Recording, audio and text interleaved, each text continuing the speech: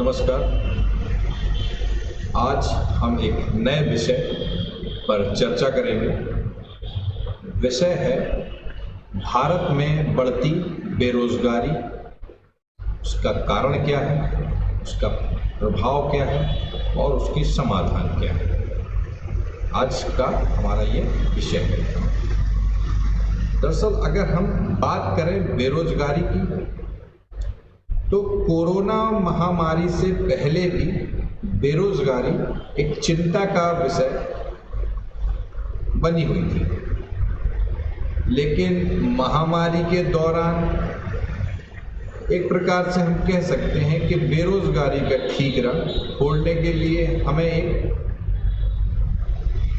एक तथ्य मिल गया, एक बात मिल गई कि कहीं ना कहीं महामारी का प्रकोप है। हाँ, ये बात सच है कि कहीं ना कहीं महामारी ने बहुत बड़े स्तर पर लोगों को रोजगार विहीन किया है, लेकिन केवल एक यही कारण है नहीं है, अन्य भी कारण हो सकते हैं। आज बात बेरोजगारी की इसलिए उठ रही है कि आज जब हम आर्थिक गतिविधि हमारी जो पटरी पर लौट आई हुई है, तब बेरोजगारी के सवाल पर लोग ये क्यों कहते हैं कि पुराना जो संकट था उसकी वजह से है। अगर हम बात करें मार्च या अप्रैल के 2022 के रोजगार के आंकड़ों की, जो अर्थव्यवस्था की एक डरावनी तस्वीर पेश करते हैं। एक तरफ नौकरियां घट रही हैं, दूसरी तरफ बेरोजगारी की दर बढ़ रही है और भी अन्य समस्याएं साथ में हो रही हैं। बड़ी संख्या में लोग बेरोजगार होने के कारण अपने अपने वापस घर गांव को लौट रहे हैं। एक प्रकार से अगर मैं बात कहूं तो अर्थव्यवस्था बंजर भूमि की तरह हो गई है और जहां रोजगार का अंकुर असंभव सा हो गया है। कहीं ना कहीं इस समस्या का जो ये समस्या बन रही है और इस समस्या का क्या उपाय होगा इनको सॉल्यूशन करने का, इनको इस समस्या के निदान का, और हम इस समस्या का जिम्मेदार भी किसे माने, सरकार को, नीतियों को, रोजगार को या रोजगार विहीन विकास को, शिक्षा को या बढ़ती जनसंख्या को। हम किसे इस बढ़ती बेरोजगारी का कारण माने। हमारा जो आज का विषय है वह है भारत में बढ़ती बेरोजगारी, और हम इस विषय पर आज विस्तृत चर्चा करने वाले हैं। सबसे पहले हम ये जानेंगे कि यह विषय चर्चा में क्यों आया, फिर हम बेरोजगारी के कुछ आंकड़ों पर नजर डालेंगे। बेरोजगारी होती क्या है उसे समझेंगे, उसके प्रकारों को समझेंगे, भारत में बेरोजगारी के कारण क्या हैं या पहले भी जो कारण रहे हैं वो क्या हैं, कुछ उपायों की बात करेंगे और अंत में हम निष्कर्ष की बात करेंगे। पहले तो हम ये बात करते हैं कि ये विषय चर्चा में क्यों है। तो हाल ही में centre for monitoring Indian economy के आंकड़े बेरोजगारी के संबंध में बहुत कुछ कह रहे हैं, और ये आंकड़े भारत की एक बड़ी संख्या के बेरोजगार होने का संकेत दे रहे हैं। कहीं ना कहीं ये जो आंकड़े हैं वो ये बता रहे हैं कि भारत में एक बड़ी संख्या बेरोजगार हो गई है या है वर्तमान में, और आगे भी ये सिलसिला जारी रहने की उम्मीद है। अब हम बात करते हैं भारत में बेरोजगारी से संबंधित कुछ आंकड़ों पर नजर डालते हैं। अगर बात करें तो भारत में फरवरी 2022 में बेरोजगारी की दर 8.10 थी। वहीं मार्च में 2022 में ये कुछ घटकर 7.6% रह गई। अगर ये आंकड़ा लगातार घटता तो हमारे लिए संतोषजनक होता, किंतु अप्रैल में पुनः यह बढ़कर 7.83% हो गई। अगर हम अप्रैल की ही बात करें तो अप्रैल 2022 में शहरी बेरोजगारी दर 9.22% यानी कि 9.22% हो गई, जो मार्च में 8.28 थी। मार्च में 8.28% थी बेरोजगारी की दर, शहरी बेरोजगारी की दर, जो अप्रैल 2022 में आकर 9.22% हो गई। वहीं अगर हम ग्रामीण बेरोजगारी की दर की बात करें तो अप्रैल में 7.18% थी, 7.18%, जो मार्च में 7.29% थी। अगर आप थोड़ा सा खुश हो सकते हैं कि ग्रामीण बेरोजगारी की दर में अप्रैल माह में थोड़ी गिरावट आई है, 7.29 जो मार्च में थी वो अप्रैल में 7.18। दरअसल मैं इसका कारण बता दूं कि ये हल्की सी जो बेरोजगारी की प्रतिशत में कमी आई है, उसका कारण सरकार द्वारा मनरेगा जैसे कार्यों पर ज़्यादा फोकस करने के कारण कहीं न कहीं लोगों को रोजगार मिला और ये थोड़ा सा बेरोजगारी की जो दर थी वो नीचे आ गई। एक और आंकड़े या एक और डाटा की बात करें तो वर्ष 2017 से 22 तक श्रमिक भागीदारी दर 46% से घटकर 40% रह गई। यह भी एक महत्वपूर्ण आंकड़ा है। तो हमने कहीं ना कहीं ये जाना कि भारत में बेरोजगारी से संबंधित आंकड़े क्या हैं, क्या कह रहे हैं। कहीं ना कहीं भारत के लिए चिंता की विषय है, भारत सरकार के लिए चिंता की विषय है कि बेरोजगारी कहीं ना कहीं उतार चढ़ाव वाले दौर से गुजर रही है। अब हम बात करते हैं बेरोजगारी सत्यता में होती क्या है। तो बात करें तो एक शारीरिक व मानसिक रूप से सक्षम व्यक्ति जो काम करने का इच्छुक है लेकिन उसे काम या रोजगार नहीं मिल पाता है, तो वह एक प्रकार से बेरोजगार है। या हम इस तरीके से कहें कि वह व्यक्ति वर्तमान मजदूरी दर पर काम करने को तैयार है, जो भी मजदूरी दर है उस पर वो काम करने को तैयार है, परंतु उसे काम नहीं मिल पाता है, तो उसे हम बेरोजगारी कहते हैं। एक दूसरी तरीके से भी अगर हम परिभाषा को समझें कि जब देश में कार्य करने वाली जनशक्ति अधिक होती है और काम करने पर राजी भी होती है, मतलब वो जनशक्ति है, युवा लोग हैं जो काम करना चाहते हैं और वो काम करने के लिए राजी है, परंतु उन्हें प्रचलित मजदूरी दर पर भी कार्य नहीं मिल पाता है। जो प्रचलित मजदूरी दर है, वर्तमान मजदूरी दर है, उस पर भी कार्य नहीं मिल पाता है, तो इसी अवस्था को एक प्रकार से बेरोजगारी कहते हैं। तो हम लोगों ने बेरोजगारी को समझा। अब हम बेरोजगारी के प्रकार यानी टाइप्स पर थोड़ा बात करेंगे।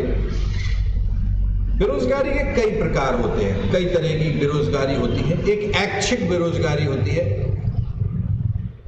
ऐच्छिक यानी कि वे स्वयं के रूप में है, काम कर मिल रहा है लेकिन कर नहीं रहे हैं, ऐसी एक प्रकार से बेरोजगारी। कई प्रकार से अनैच्छिक बेरोजगारी होती है। अनैच्छिक मतलब काम तो कर रहे हैं लेकिन जितना वेतन चाहते हैं उतना प्राप्त नहीं हो रहा है, उस तरह की बेरोजगारी होती है। एक होती है संरचनात्मक बेरोजगारी, ये औद्योगिक क्षेत्र से संबंधित होती है। उसमें संरचनात्मक जो परिवर्तन होते हैं उसमें संबंधित। एक होती है घर्षणात्मक बेरोजगारी, यह बेरोजगारी बाजार की स्थितियों में परिवर्तन आने से उत्पन्न होने वाली बेरोजगारी है।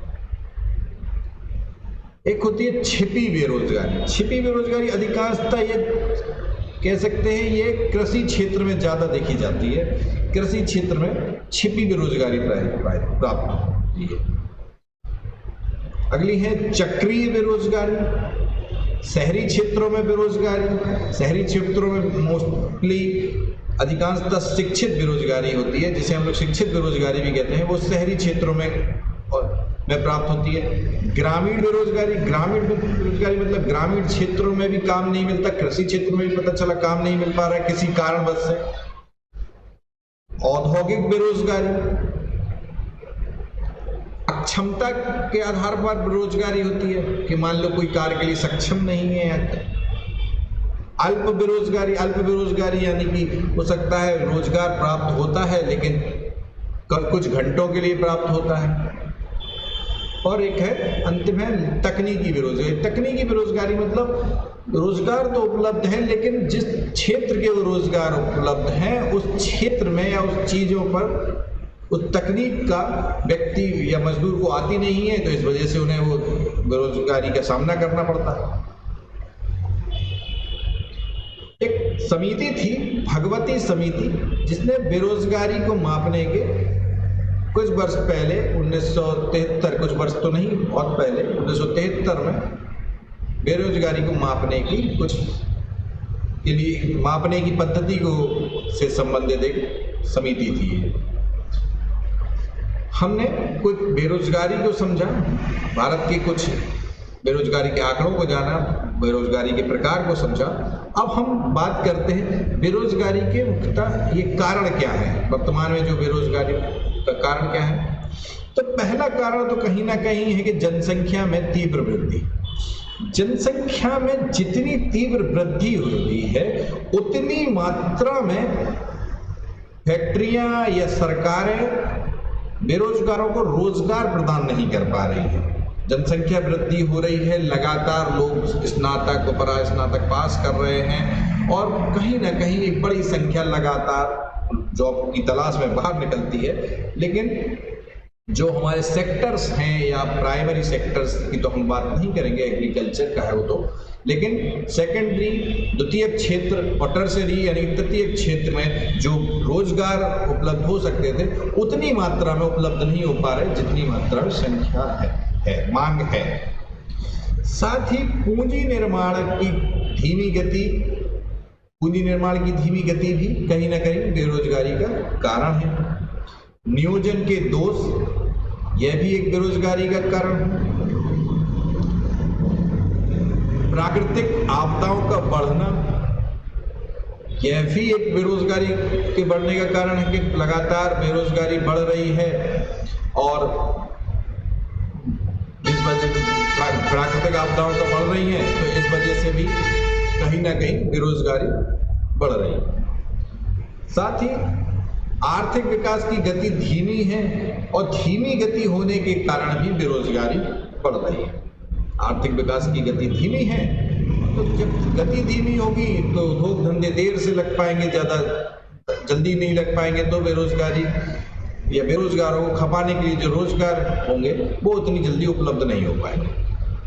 साथ ही कुटीर उद्योग की बात करें तो कुटीर उद्योग का अल्प विकास हुआ है। कहीं ना कहीं गांव या छोटे शहरों में कुटीर उद्योग जो होते हैं वो बहुत बड़ी संख्या को रोजगार उपलब्ध कराते हैं, लेकिन कहीं ना कहीं वो नहीं उपलब्ध करा पा रहे। क्यों? क्योंकि उनका विकास उतना नहीं हो पाया।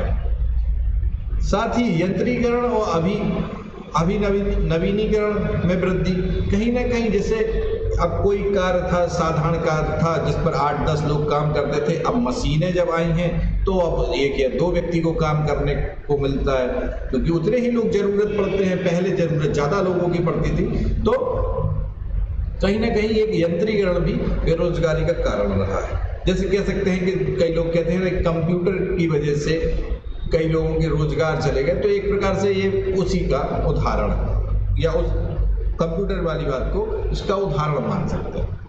एक और कारण है कि भारत में तकनीक की कमी है, तकनीकी ज्ञान की कमी है। तकनीकी ज्ञान नहीं है, इस वजह से कहीं ना कहीं भारत में बेरोजगारी बढ़ रही है। आप बात कर सकते हैं जैसे तकनीकी ज्ञान में कमी है, वो कम है। साथ ही भारत की जो शिक्षा व्यवस्था है वो भी उतनी रोजगार परक नहीं है जो रोजगार दे सके, और उस व्यवस्था में कहीं ना कहीं रोजगार की तरफ ज़्यादा वैसी व्यवस्था नहीं है कि रोजगार की तरफ उन्हें ज़्यादा उन्मुख करे, लोगों को जो लोग पढ़कर आते हैं वो अपना खुद का स्टार्टअप चालू करें। जब वो अपना स्टार्टअप नहीं चालू करते हैं, वो सिर्फ चाहते हैं, या कुछ लोग चाहते हैं कि सरकारी विभाग में जाए, तो कहीं ना कहीं सरकार द्वारा अगर जॉब नहीं निकलता है तो वो भी एक कारण है बेरोजगारी का। आप अगर सरकार जॉब निकालती है और वो जॉब समय पर भरे नहीं जा पाते हैं तो वो भी एक कारण है बेरोजगारी का। तो ऐसे तमाम कारण हैं बेरोजगारी के। कोई एक कारण पर अगर हम बात करें तो नहीं है कि हम कह सकते हैं कि जनसंख्या वृद्धि के कारण हो गया, या पूंजी निर्माण की गति धीमी है, या आर्थिक विकास की गति धीमी है, या कुटीर उद्योग काल में विकास हुआ है, या प्राकृतिक आपदा। क्योंकि प्राकृतिक आपदाएं तो लगातार आती नहीं है, वो तो समय पर किसी समय पर आती हैं और किसी क्षेत्र विशेष में आती हैं, तो वो उतना प्रभावी नहीं है, प्रभावी कारण नहीं मान सकते। लेकिन कहीं ना कहीं जैसे द्वितीय क्षेत्र है, उसमें हम लोगों ने जैसे स्वतंत्रता के बाद क्या किया, स्वतंत्रता के बाद हम प्राइमरी सेक्टर में काम करते थे और प्राइमरी सेक्टर से हम लोग टर्सरी सेक्टर यानी सर्विस सेक्टर पर कूद गए। तो कहीं ना कहीं सर्विस सेक्टर ने उस समय तत्कालीन समय में तो जॉब क्रिएट किए, लेकिन वो जॉब सेफ्टी नहीं देता है सर्विस सेक्टर। तो वहां पर जो लोग व्यक्ति जाएगा वो 30-40 साल तक रहेगा। तो अब सर्विस सेक्टर में उतने जॉब बचे नहीं है। अगर हम लोग उसी समय सेकेंडरी सेक्टर पे काम ना होने के कारण भी एक प्रकार से बेरोजगारी है। अगर द्वितीय क्षेत्र में कार्य होता तो फैक्ट्रियां बड़ी बड़ी होती और कहीं ना कहीं उनसे भी रोजगार बहुत सारे उपलब्ध हो जाते। तो कहीं ना कहीं ये तमाम कारण हैं बेरोजगारी के लिए जो जिम्मेदार हैं, ये तमाम बातें हैं। अब हम बात करेंगे बेरोजगारी के प्रभाव की। तो मानव क्या है, जैसे भारत है, भारत में आज वर्तमान में बड़ी एक युवा शक्ति है जो रोजगार की मांग कर रही है। तो मानव शक्ति जो हमारी है वो व्यर्थ जा रही है। अगर बेरोजगारी ऐसे बढ़ी रहेगी और लोगों को रोजगार नहीं मिलेगा तो भारत के लिए बड़ा नुकसानदेह रहेगा कि यहाँ की जो युवा वर्ग है, युवा शक्ति है, जिसको सरकार और भारत के लिए उपयोगी सिद्ध किया जा सकता था, उन्हें कार्य देकर, उनको श्रम देकर, ताकि वो भी भारत में अच्छे रचनात्मक कार्य करते और अच्छा लाभ प्राप्त करते हो, जिससे भारत को भी लाभ होता। अगर हम एक बेरोजगारी की समस्या का एक प्रभाव के रूप में अगर हम ये भी देखें तो बेरोजगारी की समस्या ने युवाओं में इतनी निराशा बढ़ रही है कि वो कहीं ना कहीं नशा, ड्रग आदि के साथ असामाजिक कार्यों में भी संलिप्त होने लगे हैं। आपने कई बार ऐसी घटनाएं देखी होंगी कि नशा जैसी चीजों पर उनका फोकस हो जाता है, असामाजिक कार्यों में संलिप्त हो जाते हैं। और हाल ही में आपको बता दूं कि नित्यानंद राय द्वारा एक राज्यसभा में पेश आंकड़े की बात करूं तो 2018 से 2020 में तक 9,140 लोगों ने बेरोजगारी की वजह से आत्महत्या कर ली। ये उनका आंकड़ा है। तो कहीं ना कहीं ये समस्या है, बेरोजगारी का प्रभाव भयंकर है। जहाँ मानव शक्ति जो हमारे लिए जननांगी हमारा जो लाभ हमें लेना चाहिए था, जो हमारी युवा शक्ति था, उसका लाभ ले नहीं पा रहे हैं क्योंकि हम लोगों को रोजगार नहीं दे पा रहे। रोजगार केवल सर्विस सेक्टर में ही नहीं, अन्य क्षेत्रों में भी हम रोजगार उपलब्ध नहीं करा पा रहे हैं। कृषि क्षेत्र को अगर छोड़ दिया जाए तो।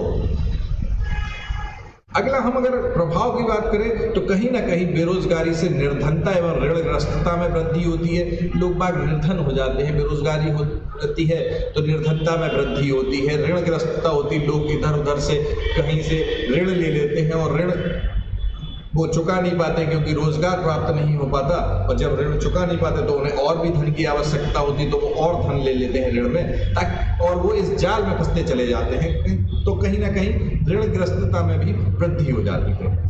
फिर आगे की बात करें तो श्रमिकों का शोषण भी बढ़ जाता है। कहीं ना कहीं बेरोजगारी की जब दर बढ़ेगी, बेरोजगारी बढ़ेगी तो श्रमिकों का शोषण बढ़ जाता है। क्योंकि अगर मान लो उद्योग धंधों की बात करें, श्रमिक वहां लगे हुए हैं, भारत में बहुत सा पता चला एक बड़ी संख्या में लोग बाग बेरोजगार बढ़े, तो कंपनी मालिक कहीं ना कहीं उनका शोषण करने लगता है, उनसे ज्यादा काम करवा सकता है, ज्यादा चीजें करवा सकता है, और अगर वो नहीं करते हैं तो उनको निकालने की धमकी दे सकता है। और वो निकाल भी देगा। क्यों? क्योंकि बाहर बहुत सारी जनसंख्या पड़ी है जो रोजगार की तलाश में है, वो आएगी, वो यहाँ काम करने लगी। तो कहीं ना कहीं एक शोषण की भी वृद्धि हो जाती है बेरोजगारी के बढ़ने से। साथ ही औद्योगिक झगड़े में वृद्धि हो जाती है। कहीं ना कहीं औद्योगिक झगड़े भी में वृद्धि का कारण भी यही होता है कि बेरोजगारी बढ़ रही है और औद्योगिक झगड़े भी कहीं ना कहीं बढ़ जाते हैं। अपराधों में वृद्धि हो जाती है। अब लोगों के पास अब बेरोजगार है, कोई बेरोजगार व्यक्ति है तो किसी न किसी कारण से वो गलत संगत में पड़ जाता है, गलत संगत में पड़ जाता है तो अपराधों में वृद्धि हो जाती है, कहीं ना कहीं वो कोई गलत क्राइम करने बैठ जाता है। तो कहीं ना कहीं ये प्रभाव बड़ा, बेरोजगारी के प्रभाव बड़ा बहुआयामी है, कहीं एक क्षेत्र में नहीं, कई क्षेत्रों को ये प्रभावित करता है। और साथ ही अगर बेरोजगारी दर बढ़ती रही तो आर्थिक विकास, जो हमारा भारत का आर्थिक विकास है, उस पर भी प्रतिकूल प्रभाव पड़ेगा, उस पर नकारात्मक प्रभाव पड़ेगा। भारत की आर्थिक विकास की जो दर है वो धीमी हो जाएगी, प्रगति है उसकी धीमी हो जाएगी। तो कहीं ना कहीं अगर हमें आर्थिक विकास को अगर बनाए रखना है तो फिर प्रतिकूल, और उसको प्रतिकूल ना करके अनुकूल बनाना है तो कहीं ना कहीं हमें बेरोजगारी पर लगाम लगानी होगी। और बेरोजगारी पर लगाम लगाने के लिए हमें कई उपायों को अपनाना होगा। तो अब हम बात करेंगे बेरोजगारी के दूर करने के लिए क्या उपाय हमें करने चाहिए। एक मैं डाटा आपको बताता हूँ। मैकिन्से ग्लोबल इंस्टीट्यूट का डाटा है, वर्ष 2020 की एक रिपोर्ट है। उसमें बताया गया था कि युवाओं की संख्या के साथ तालमेल, मतलब भारत के संदर्भ में बताया गया कि युवाओं की संख्या के साथ तालमेल रखने के लिए भारत को 2030 तक कम से कम 90 मिलियन नए गैर कृषि रोजगार सृजित करने की आवश्यकता है। आप ये डाटा देख लीजिए, 2020 की एक रिपोर्ट के अनुसार है कि युवाओं की संख्या के साथ भारत को तालमेल बनाए रखने के लिए भारत को 2030 तक कम से कम 30 मिलियन नए गैर कृषि रोजगार सृजित करने की आवश्यकता होगी। गैर कृषि, कृषि क्षेत्र से संबंधित रोजगार नहीं, गैर कृषि यानी कि द्वितीयक और तृतीयक क्षेत्रों में रोजगार सृजन करने की आवश्यकता है। अब हम बेरोजगारी को दूर करने के उपायों पर अगर हम बात करें तो पहले उपाय के रूप में अगर हम बात करें तो संरचनात्मक परिवर्तन हम लोगों को करना होगा। कहीं ना कहीं भारत की जो व्यवस्था थी, भारत ने स्वतंत्रता के बाद प्राथमिक क्षेत्र से जो तृतीय क्षेत्र में भारत कूद गया, तो कहीं ना कहीं जो द्वितीय क्षेत्र में हम लोगों ने विकास नहीं किया उसका हमें खामियाजा आज भुगतना पड़ रहा है। तो हमें उस पर देखना होगा कि संरचनात्मक परिवर्तन के साथ प्राथमिक क्षेत्र के स्थान पर द्वितीय क्षेत्र को विकास का इंजन बनाना होगा। कहीं ना कहीं द्वितीय क्षेत्र पर हमें फोकस करना होगा, निर्माण क्षेत्र पर हमें काम करना होगा, उद्योग धंधों पर के विकास पर हमें काम करना होगा, ताकि बड़े बड़ी फैक्ट्रियां लगे, बड़े बड़े रोजगार के केंद्र बने, जिससे लोगों को रोजगार की व्यवस्था हो। अगला उपाय के रूप में हम रक्षा और अंतरिक्ष जैसे सुरक्षा से जुड़े महत्वपूर्ण एवं संवेदनशील क्षेत्रों को अगर छोड़ दें तो अन्य क्षेत्रों में हमें प्रत्यक्ष विदेशी निवेश को बढ़ावा देना होगा और बढ़ावा देकर भारतीय अर्थव्यवस्था को विनिर्माण हब बनाने के साथ साथ निर्यात आधारित बनाना होगा। मतलब भारतीय अर्थव्यवस्था को विनिर्माण क्षेत्र में तो हमें हब बनाना ही है, विनिर्माण क्षेत्र में तो हमें तरक्की करनी ही है, उस पर काम करना है। प्रत्येक विदेशी निवेश को बढ़ावा देकर, क्योंकि हमारे पास अगर पैसे की कमी है तो हम प्रत्यक्ष विदेशी निवेश का सहारा ले सकते हैं और निर्यात पर आधारित हमें अपनी अर्थव्यवस्था को बनाना पड़ेगा। अगले उपाय के रूप में अगर हम बात करें तो बुनियादी आर्थिक ढांचे पर विशेष बल द्वारा तीनों क्षेत्रों के फॉरवर्ड एंड बैकवर्ड लिंकेज को मजबूत करना होगा। अगर हम इसको मजबूत कर देंगे तो कहीं ना कहीं हमें हमारे बेरोजगार की जो संख्या बढ़ रही है उसमें कमी आ सकती है। अब आगे बात करें एमएसएमई और प्रधानमंत्री मुद्रा योजना, साथ ही स्टार्टअप आदि कार्यक्रमों को और अधिक गति देने के लिए प्रक्रियात्मक कार्रवाई को आसान बनाना होगा। यानी कि एमएसएमई जो सेक्टर है, प्रधानमंत्री मुद्रा योजना से जो हमें लाभ होता है और स्टार्टअप से संबंधित जो भी कार्यक्रम होते हैं उनके प्रक्रियात्मक कार्रवाई को हमें आसान बनाना होगा। एक और उपाय के रूप में अगर हम बात करें तो बेरोजगारी के आंकड़ों को संकलन, विश्लेषण एवं इस दिशा में कार्य करने के लिए एक राष्ट्रीय बेरोजगार नीति बनाई जानी चाहिए। एक नई राष्ट्रीय बेरोजगार नीति बनाई जानी चाहिए ताकि पता चले आंकड़े क्या है बेरोजगारी के संकलन और विश्लेषण को ध्यान में रखकर। अगली बात उपाय के रूप में अगर हम बात करें तो युवाओं में स्किल गैप को कम करने के लिए प्रधानमंत्री कौशल विकास योजना के तहत दिया जाने वाला प्रशिक्षण उद्योगों की आवश्यकता के अनुसार उद्योगों में ही होना चाहिए। ये मेरा ये जो पॉइंट कहने का मतलब ये है कि युवाओं में अगर स्किल गैप तो कम है, कम से कम जो तकनीकी ज्ञान है उनमें कम है, और हमें ये भी नहीं पता चलता कि किस उद्योग में किस तरीके के तकनीकी ज्ञान की आवश्यकता पड़ जाएगी, कि हम किस तरीके का तकनीकी ज्ञान प्राप्त कर लें। कोई सीधी सी बात है, अगर एक व्यक्ति सभी प्रकार के तकनीकी ज्ञान तो प्राप्त कर नहीं लेगा। तो ये ध्यान देना होगा कि प्रधानमंत्री कौशल विकास योजना के तहत दिया जाने वाला जो प्रशिक्षण है वो उद्योगों की आवश्यकता के अनुसार हो, जैसा उद्योगों में डिमांड है। और ये और अच्छा हो जाएगा कि उद्योगों में ही अगर ऐसा प्रशिक्षण मिल जाए प्रधानमंत्री कौशल विकास योजना के तहत तो बहुत अच्छा रहेगा, ताकि उन्हें बहुत अच्छा काम करने की एक तो माहौल मिल जाएगा और वो अच्छा काम भी कर पाएंगे। अगली एक उपाय के रूप में बात करें तो कर प्रोत्साहन द्वारा ऐसी औद्योगिक इकाइयों का विकास किया जाना चाहिए जिनसे रोजगार के साथ साथ उत्पादकता भी बढ़े। ऐसी हमें इकाइयाँ बनानी होंगी जिसके साथ रोजगार तो बढ़े, साथ भी हमारा प्रोडक्शन भी बढ़े। अगर हमारा प्रोडक्शन बढ़ेगा, हमारे पास उत्पादन ज़्यादा होगा तो हम निर्यात भी कर सकते हैं, हमारे लोगों को मुहैया भी करा सकते हैं। अगर उत्पादन कम होगा तो कहीं ना कहीं महंगाई भी, अगर किसी प्रोडक्ट की डिमांड ज़्यादा हो जाती है और सप्लाई कम हो जाती है तो कहीं ना कहीं ये महंगाई बढ़ने के संकेत हो जाते हैं। तो अगर उत्पादन ज़्यादा रहेगा तो हमारे पास कोई दिक्कत नहीं आएगी और हम निर्यात भी कर सकते हैं उसको। आगे एक उपाय के रूप में अगर हम बात करें तो रोजगार की संभावना वाले क्षेत्रों जैसे पर्यटन, रिटेल सेक्टर, निर्माण व्यवसाय, स्वास्थ्य, डिजिटल मार्केटिंग, क्लाउड कंप्यूटिंग आदि को प्रोत्साहन दिया जाना चाहिए। मतलब सरकार आदि क्षेत्रों में प्रोत्साहन दे, पर्यटन है, रिटेल सेक्टर से संबंधित निर्माण व्यवसाय है, स्वास्थ्य से संबंधित जो उधर रोजगार प्राप्त हो सकते हैं उन सभी क्षेत्रों में प्रोत्साहन देना चाहिए। साथ ही एक गांव से संबंधित एक अगर हम गांव में जो बेरोजगारी बढ़ जाती है उसके लिए हम मनरेगा में भ्रष्टाचार को खत्म करने की बहुत आवश्यकता है। बहुत बार पाया गया है कि मनरेगा जैसी योजना में जो बहुत सारे बेरोजगारों या मजदूरों को रोजगार प्रदान करती है वो कहीं ना कहीं उसमें भ्रष्टाचार पाया जाता है, उसमें संलिप्तता पाई जाती है लोगों की और कई मजदूरों को काम भी नहीं मिल पाता है। तो कहीं ना कहीं इस भ्रष्टाचार को खत्म करने की भी आवश्यकता है ताकि ग्रामीण क्षेत्र की जो बेरोजगारी है वो भी कम हो। साथ ही एक उपाय के रूप में अगर हम बात करें तो एक नई जनसंख्या नीति पर विचार करने की भी आवश्यकता है ताकि आगे आने वाली हमारी पीढ़ियों के लिए संसाधनों तक पर्याप्त पहुंच बन सके। तो ये कुछ उपाय थे। हम कुछ अन्य उपायों की भी बात करेंगे जो हमें साधारण रूप से अपनाने चाहिए, जैसे निवेश के ढांचे में परिवर्तन करना होगा, हमें बदलना होगा, निवेश के ढांचे में परिवर्तन करना, लघु उद्योगों को विकास करना होगा, जो छोटे छोटे कुटीर उद्योग हैं उन सभी पर हमें विकास करना होगा, नए विकास केंद्रों की स्थापना करनी होगी ताकि छोटे गांव शहरों में भी विकास हो सके, छोटे छोटे गाँव और शहरों में भी छोटे छोटे इंडस्ट्री या किसी प्रकार की व्यवस्था करनी होगी। साथ ही हमें शैक्षणिक प्रणाली में भी परिवर्तन करना चाहिए, रोजगार परक हमें शिक्षा व्यवस्था उपलब्ध करानी होगी अपने आगे आने वाली पीढ़ियों को, विद्यार्थियों को। अब आगे बात करें तो कृषि का विकास जो है, कृषि क्षेत्र का अगर हम लोग विकास करेंगे उसमें अगर कहीं ना कहीं मदद करेगी सरकार और किसानों को बड़े रूप में कुछ ना कुछ सुविधाएं उपलब्ध कराएगी तो कृषि का जो विकास होगा तो वो भी कहीं ना कहीं गाँव की बहुत बड़ी बेरोजगारी को अपने अंदर खपा सकता है।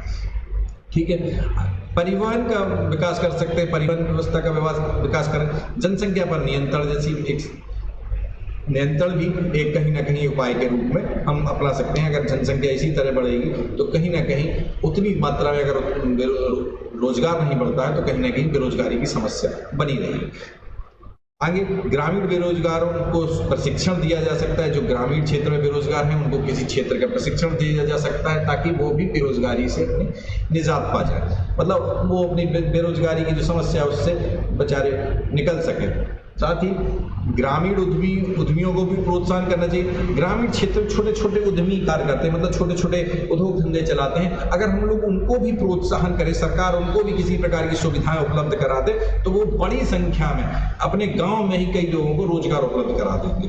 तो कहीं ना कहीं जो गांव से बेरोजगारों का पलायन लगातार छोटे शहरों से और बड़े शहरों में होता है और जो तमाम समस्याओं को जन्म देता है तो वो कहीं ना कहीं वो रुक जाएंगे, पलायन रुक जाएगा। जो पलायन सबसे बड़ी समस्या है भारत के लिए कि लोगों के पास एक क्षेत्र में अपने क्षेत्र में काम नहीं होता है, वो दूसरे क्षेत्र में काम करने को जाते हैं जो अन्य समस्याओं के भी कारण बनते हैं। तो पलायन की व्यवस्था समस्या भी कहीं ना कहीं रुक जाएगी अगर ग्रामीण उद्यमियों को भी प्रोत्साहन मिले और ग्रामीण बेरोजगारों को भी प्रशिक्षण दिया जाए।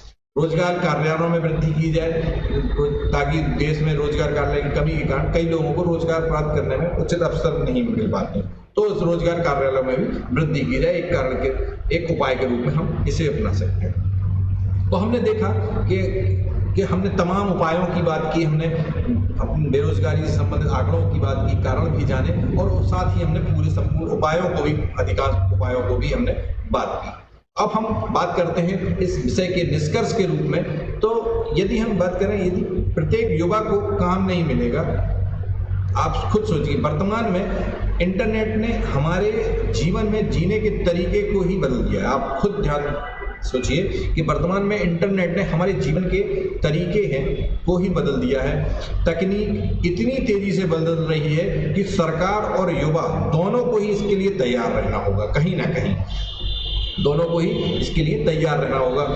सरकार को चाहिए कि सरकार रोजगार हितैषी वातावरण बनाने के लिए विभिन्न प्रतियोगिता कराए और परीक्षाओं को लीक प्रूफ बनाए। कई बार देखा गया है कि परीक्षाएं लीक हो जाते हैं, पेपर लीक हो जाते हैं, उनसे कहीं ना कहीं रोजगार जो विद्यार्थी होते हैं वो निराश हो जाते हैं, कहीं ना कहीं उनको बहुत दुख होता है। और वो कई बार तो ऐसा हो जाता है कि कई विद्यार्थी इतने हतोत्साहित हो जाते हैं, इतने ज़्यादा निराश हो जाते हैं कि वो पढ़ाई तक छोड़ देते हैं, अन्य चीज़ों में संलिप्त हो जाते हैं। तो कहीं ना कहीं सरकार को रोजगार हितैषी वातावरण बनाने की ज़रूरत है। साथ ही विभिन्न प्रतियोगिता परीक्षाओं को लीक प्रूफ बनाना होगा और समय सारणी निश्चित करें ताकि लोग, जो हमारे स्टूडेंट हैं, विद्यार्थी हैं, उनके छात्रों का समय बर्बाद ना हो। एक पेपर होता है, वो उसको पूरा कंप्लीट कराने में 2-2, 3-3 साल लग जाते हैं। तो जो उनके साल बर्बाद हो रहे हैं उसका खामियाजा कौन भुगतेगा?